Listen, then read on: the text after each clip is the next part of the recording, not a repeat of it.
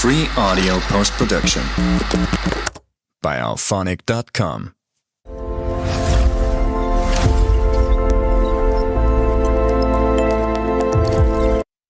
Hello and welcome back.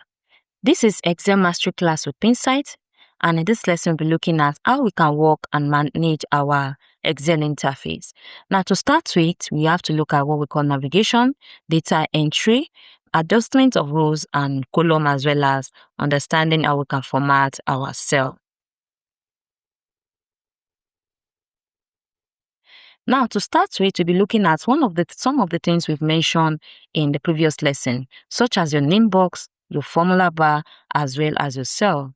Now, what does your name box do? Your name box, firstly, is found at the top left corner of your Excel interface. And what does this do? It shows the address of your present position. If I click on this cell, I'm presently on column D as well as row 6. What do you notice? The cell name is now named on the name box as D6. Now, for your formula bar tells you the contents of your cell. The present cell I am right now does not have any content, but you will notice at the formula bar there is no content as well. Now, to change that, I'll click on a cell that has a content. Let's say I'm here now.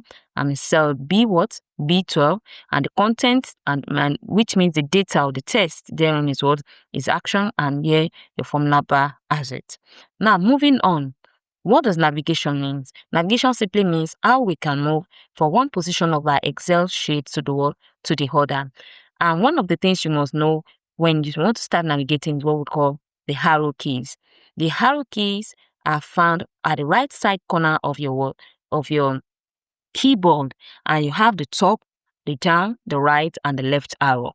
And if you want to move from it, let's say I'm in this position, for example, I want to move forward, you use the right arrow, and keep going. Adding up the control function with these arrow keys also has different function. Now, if you hold down your control key, let's say I'm here, you hold down your control key, you enter your right arrow. What did you notice? Your cell position moves from the first fifth cell in that row to the last fifth cell in the same row. And for your control plus down arrow, we move from the first fifth cell to the last fifth cell in that column. Now, if I want to move to the first fifth cell in this segment on this present worksheet I am, what do I need to do? I'll just need to click on my control key and my home. Then automatically you will notice the tick line has moved up, which is cell A5, which is telling me this is my first fifth cell after this section break in my worksheet. Now, for the control plus end, the control plus end goes to the last fifth cell in your data range. So your control plus end, your end and your home will be found also at the right hand corner of your keyboard. So you click on control plus end, you find your cell position move directly to the last fifth cell. There is no data after this. After the last fifth cell in that entire work data area. Now, we also have a Ctrl G as well as page up and page down. Your page up and page down move up and down or move up and down from one screen to the other. Now, the particular thing you need to understand, okay, your Ctrl G and why it is important to also understand this to know this shortcut. The shortcut for Ctrl G is to move to a particular set. Let's say you have a range of data of 1,000 candidates as well as 1,000 rows and as well as 1,000 of column. How do you make sure you move fast to a particular data that you want? Let's say you are going to see 900. Now, C900 would be will be way down, and instead of me scrolling, I can just click on Ctrl G or F5. Your F5 is one of the alphanumeric keys that you have at the top of your keyboard, which start from F1. So if you click on either Ctrl plus G or you just click on F5, you will see a dialog box coming out. Let's say I'm going to C900. Oh yes, let's just change that value. Can say okay, let's see C901. Which means I'm going to column C, but row 901. which I don't want to keep scrolling, then you click on OK. Then you notice your what? Our tick indicator comes towards the cell in position C column as well as row now down line. Now to change that, what do I do? Click on Ctrl G or your F5 again. Then your box comes out. Then let's say I want to go back to my data. Of course, it should be in the range of C19 or something, or within that range of A19 or whatever. So let's just say I want to go to A19. So click on your A and your spread your 19 and click on OK. I want to go back to my main data part, and here you have it. So that is that about the shortcut. Now moving on to how you can select range of cell or a single cell in your Excel interface. Your single cell in your Excel is just a selection of one box. Are you getting me? So to select the range of cell, you have to do what? Have a different approach.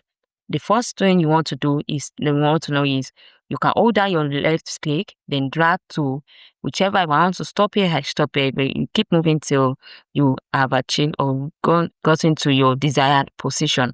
And once you are done, you lift your left click. The other way to do it is to hold down your click on the first cell, then hold down your shift, then click on the last cell you want to select, and you'll notice Excel will automatically select the entire range of cell for you. Now, how do you select a column? Now, a column has multiple ranges. Now, how do you select it? Do you want to keep scrolling and keep scrolling down and down and down? No, it's not going to be easy. What will just happen is just like your data might be broken at the middle. So to simply do that, you can just go to the column alphabet. Let's say I want to select column B. What do you need to do? Just select the column alphabet, the alphabet of the column, and what do you do? The entire column has been selected. As well, you want to select a row, just click on the row number, and you notice your row has been selected. And if you use your scroll bar to keep moving, you will notice it has been selected. Now, moving on, we have how to select separate cell. Now, to select the range of cell, you hold down your shift, right? To select separate cell that are not lying close to each other, let's say I want to select a cell here, select another cell here, select another cell here, and I want to perform some aggregates on my selected cell. So what I will do is hold down, click on the first cell, then this time I'll not the shift, because if you hold down the shift and click this, if you hold down the shift and click this, what we need to select the entire range, but that is not what we want. We want to select different cell from different position. Then that means this time around you use your Control key, and presently here. So if I select this, you notice 2 cells have been selected. If I select this, 3 cells have been selected. So this one helps you to choose the number of cells you want to choose. Now to select an entire sheet, a sheet in an Excel interface is just a page, and that page is large, very large, for you to start using your mouse to scroll and trying to make sure you cover. So in order for you not to have a break in the middle or have your data distorted, there's a shortcut to do that. The way to do it is going to the top area of your rows and column. Then you see a triangular drop down. As I'm hovering my mouse around, you will notice it's been highlighted. So just click on it, and you notice your entire entire worksheet has been selected. So to deselect that, just click on the screen, and there you have it. So try one or two things and come right back. I hope you're able to do that. So moving on now to data entering. Entering your data is one thing in Excel. Entering it right is also another thing, because your Excel understand data based on what we call the data type. We have different data type in Excel. We have the numbers, we have text, we have date, we have formula, as well as percentage. Now, your text can come in alphabet or mixture of alphabet and number. Your number should be pure number, either string, either decimal or floating, or whole number. Your date will also come in date format, and your formula. Now, when it comes to Excel calculations, what we make use of is formula and function. And when you are performing any operation or action in Excel that has to do with formula and function, you must always start with what we call the equal sign. So this will combine the row and the column position to perform the action. Now for your percentage, we also have percentage data type in our Excel. Now, how do Excel see a test? Excel see a test, and automatically see a test as something that can be used in calculation. So you can, that cannot be used in calculation because just say it as a string whereby, okay, you can't perform calculation with it. So you cannot perform calculation with test in Excel. Now for your number can be used in calculation, and it is used in all formulas and function. Your date as well. When you are entering your date, make sure you are formatting it as a date, and as well as your other part of your data type. Now, Excel has a way of aligning our data. If you enter a test newly in your data set, if it is a test, Excel automatically aligns it to the left. If it is number, date, formula, and percentage, it aligns them to the right. Now, we'll demonstrate that by using our practice file. Now, in our file, we have some data already entered and formatted based on the user's choice. Now, we are entering a new data in the next row. So, let's just say this is number 3. If you go to the next cell, enter the name, which is, let's say, for example, we have Daniel Hibong. Then for the class, let's say we have GSC, okay, bringing out the selection for us. Let's do that. Then for the date, let's follow the date star. Then for your attendance, let's say present as well. Wow, typo error there.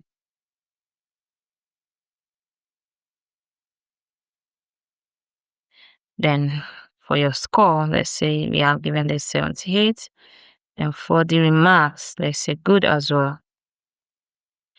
Then that is it. So we enter our data. We enter our data. Now we look at the data types and the fourth element of this data type. When we say the first thing is a number, and a number at the first stage, as Excel sees it or read it, it will automatically read it and align it to the right. That is why your number is in. Now some of you will ask, but why do we have this one centered? That is where your formatting skill comes in. You can decide to change the appearance of your data. Now for the text, we have about 3 tests here. The tests are aligned automatically to the left, because Excel automatically aligns your text to the left. Now for your number, you will notice it is automatically aligns them to the right, and that is why your numbers are aligned. So to change that, I just need to select. Now in the previous lesson, we are in this previous section, we have learned about how you can select multiple cell in different areas. So I have to select the number that I needed to adjust so it will align to the previous ones in the same column. So I'm selecting this. So to select this, you learn that you are using your control. Select this and do what? Align them. Go to your alignment command group under your own tab and align them to the middle, and there you have it. So that's one of the fastest way. Because that's how your previous lesson are linking to this lesson. Now we have this number aligned to the left, so you go to your alignment to the left and align that.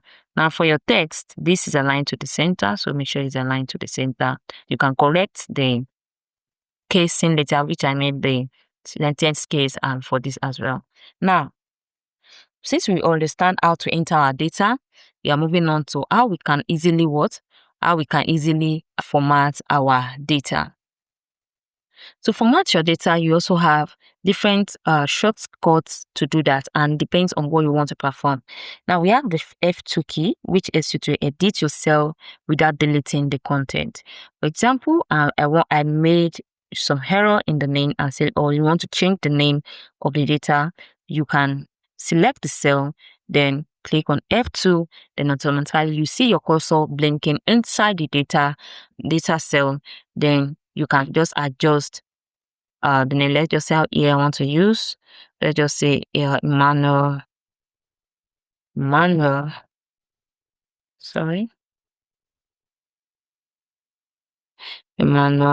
Ibang. Now our data can be adjusted by just selecting and pressing F2 And that instead of double clicking, because if you click on a cell, the selecting will automatically start until you double click. So the shortcut to do that is just by pressing your F2. Now for your delete and backspace, I would like to explain these two at the same time. Now your backspace works in a way that it allows you to retype immediately after deleting a text in a cell. If I click on this and I click on backspace, you will notice my cursor blinking. Now I'll Ctrl Z that. The same cell, I'll click again. When I use delete, you will notice it clears. So your delete clears your data set. It doesn't mind whether you want to enter another one or not. Now I'm selecting this range of cell. Now I'm using my shift from what you have learned before. Now I'm selecting this range of cell. Let's say I want to delete and clear this data and bring in new data. Let's say we have a chain that affects the majority of the data set. You want to clear everything and you want to enter another one. So what do? Instead of using backspace, the best thing to use here is what we call delete, because delete means you want to clear, nothing like you want to reformat or re-edit. But when you are using backspace, Ctrl Z that so that we can apply by backspace. Now, if you do the same thing with backspace, let's say I'm selecting the entire data under this section, and I want to do what I want to delete, and you decide to use backspace. Backspace only works for you to reformat one after the other. You want to delete and retype, but we need to clear. You want to clear your data, you know you have to use delete. But if you want to edit, clear and edit or retype, you use your backspace. Now, so moving on, you're looking at what the tab does. Your tabs help you to move. Now, we talk about navigation in the class, and we talk about right arrow and the four arrows at the right hand side corner of your keyboard. We also have what we call tab. Your tab can also be used to move forward in your data set. And but difference between tab and the four arrow has option to go up or to go right. And you can also go right in your tab by holding down your shift and going right. Now we also have the enter key. Your enter key, when you are typing a data and you are in the last say you want to go to the next line, the right key to use your enter key, and it will take you to the next data. And there's a way Excel think. It depends on how your flow has been initially. That is how your Excel will respond to the enter key. So try one or two things, apply the shortcut, and come right back. Welcome back. I hope you're able to try one or two things, and I hope you've started enjoying the lesson. Now, moving on, we'll be looking at how we can adjust our rows and column, how you can insert, delete, hide, or resize. And why do you need to have this knowledge? Sometimes you want to edit or re-enter or input some columns or cell into your data. So how do you do that? Now, the first knowledge you want to know that to insert a row or a column, your column can only be inserted to the left hand side. And your rows can only be inserted, an extra row can only be inserted to the upper part of your present position in your row. Now, for example, let's say I want to enter a data after Adaobi Unwoso. So you don't want to go to Adaobi Unwoso itself and you click on enter. If you click enter, what it will simply do, if you click on insert, if you want to insert, you just make sure you right click. And let's say I want to enter a data after Unwoso. If you click your row and you enter and you right click on it, you notice we only have one option of insert. There is nothing like insert up or down.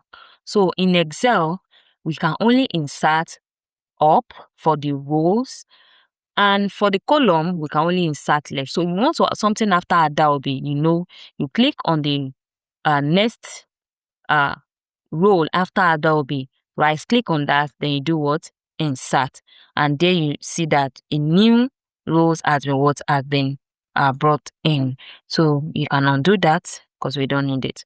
Now, for the column can be inserted to the left. So let's say I want to enter another data between C and D. I won't go to C and try to insert, because C will take it will only insert between B and C. So for me to insert between C and D, I will have to go to D. Then right click, then insert.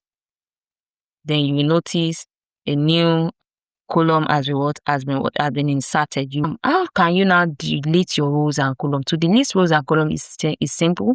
Just select for example, I want to delete this date. Just select it, right click, then delete. It has been deleted.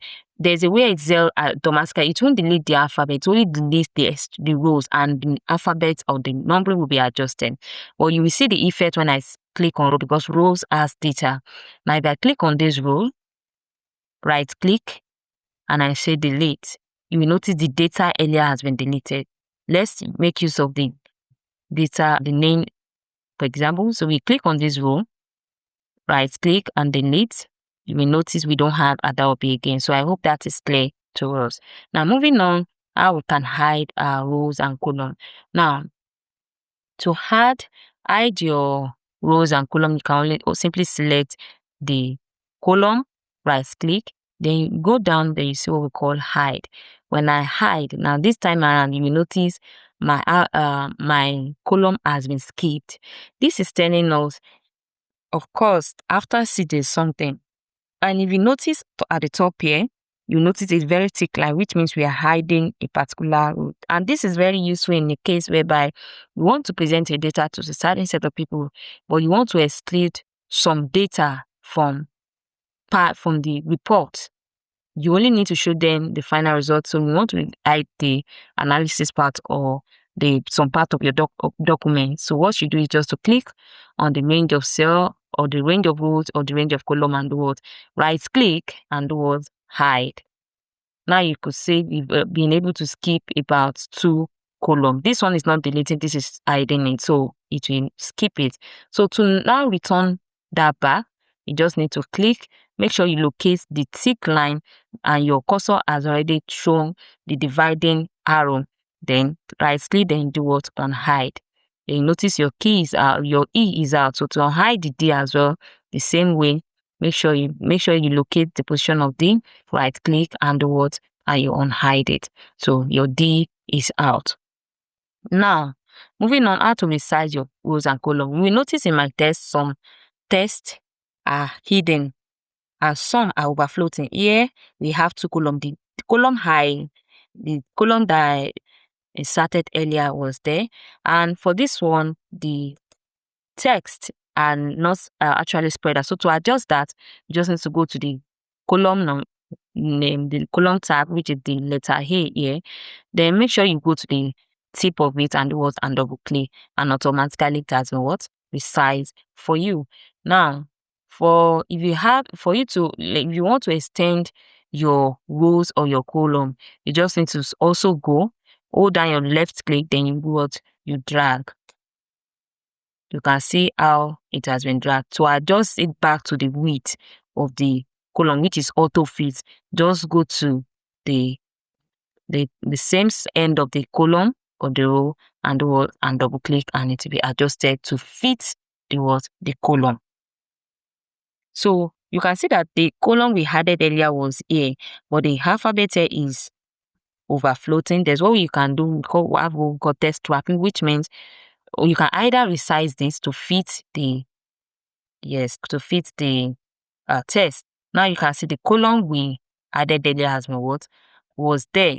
It was actually not disabled because this was overfloating on it, and that was what I was explaining. I was trying to explain the other time. So I hope you get that. Now to resize, okay, we've done that. Now moving on, you can try to apply some of this to your practice file. The practice file is made available. Make sure you apply it and come right back. Now, moving on to the last phase of this segment, which is management of our cell. Now, to enable readability and accessibility of your data, you must make sure you format it for you to be able to serve your audience right. And the knowledge of cell management and formatting will help you to achieve all this. Some of the tools we'll be looking at here is what we call the bold, italics, underline, font color, fill color, border alignment and all. If you look at my table, you notice it comes in the color, it comes in different color and a fill color and as well as text color. I apply this for us to be able to do or to see how what I'm doing when I'm teaching. You can also achieve this and even do much more better. Now, your bold is simply find at the front command group under your home tab, and here when you select anything, you notice this cell is bolded. That's why you can see that it is highlighted. If I did not bold it, it might not be easy for us to read it as an heading.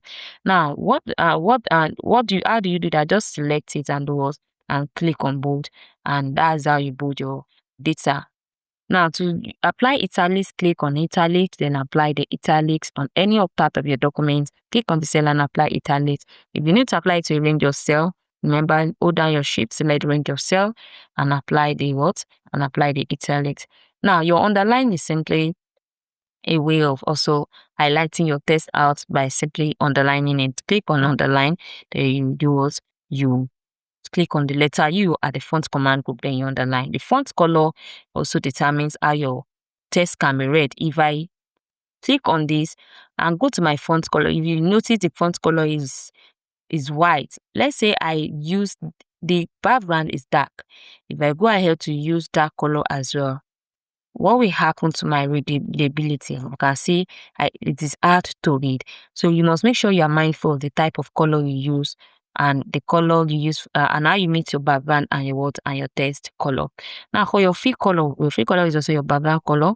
You can select a range of cells. Let's just say for this part of my document, I can select, okay, should I apply it? Okay, I will apply it to my document here. For this heading, I can decide to hold down my shift. This practice file is made available for you to be able to practice all we are doing. So make sure when you are watching this, check the practice file to make sure you are applying it as well. So every data has been provided. Now in this data set, I want to improve the readability. The first thing I want to do is to apply my bold, and here I'm applying my bold so that the text can pop out. To apply my fill, I'll go to the fill icon, which looks like a bucket here. Select it and do what? And select your fill. You can select any color depending on how you want it to be. You can see it is now readable. And we're also mindful as a data professional, not mindful of how you make your color. This is for its practice sake, so it will understand what you mean. So for the color, for the text color, you can decide to change that. You can decide to select and change your text color as well. So you can also, or you even think the black is better, you can use the black. So, or any other color mixture. Now, for the borders, your borders is found at the front, your borders is found at the front command group, and here you can apply border to any selected cell. Let's say we are selecting this, and we go to our border and do what we apply bottom border. You will notice it will give a kind of a thick line at the bottom border. If you want a rounded border, select it again. Select a rounded border. Maybe you're trying to pass a very specific information about the particular cell. You can apply border and apply comments at the same time. Now, moving on, we have what we call aligning to the right or left. You will notice this text here aligned to the middle, here aligned to the left, and that is what we've learned in the previous lesson when it comes to data entry. Sometimes your data comes in a default format. For example, your number to the right, your text to the left. So if you want to reformat it, you will need simply to use the alignment. So if I select this, let's say I want to align it to the middle, you select the range of cell, then go to your alignment, then change that under your alignment command group under on tab. Now, going to the wrapping text. Now, if you notice my cell at this column C is not spread out. So there are two ways to do it. You can either double click for it to spread out, or maybe you don't want it to spread out at this side. You want it to break into two lines. So that is where text wrapping comes in. So I can select the range of cell I want to wrap, then go to alignment command group, then go to your text wrapping, and you notice it has broken it into two steps for it to be visible entirely. And to adjust the column the row width, just go to your number, then double click on that. You will notice the width as it was have been adjusted, and so on and so forth. Now for the manager center, I may decide to want to insert a new role up here. Go insert in up, it means you have to insert at column. So insert, let's say I want to give this a title, and you will notice it comes in what? It comes in different cell. Okay, I think this cell are not visible. I'll try to turn that on so that you can see what we are doing here. Now my grid are visible now. Now you notice that the grid there, and you want to enter a text that only stays at the top, that a single cell to fill the top. So what do? You do what we call merge and center. Hold down the first cell, then hold down your shift key, select the last cell. You notice it is in columns. Then go to your home tab. Then under the alignment group, then you see merge and center, and it turns that range of column or cell to one single cell. And there you can enter. Let's just say this is employee salary.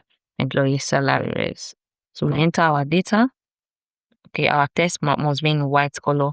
Make sure you go back, turn your text color to black so that it can be visible. So we have the employee.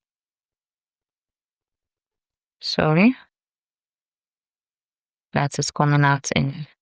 So we have the employee what? Let's just say this is employee salary.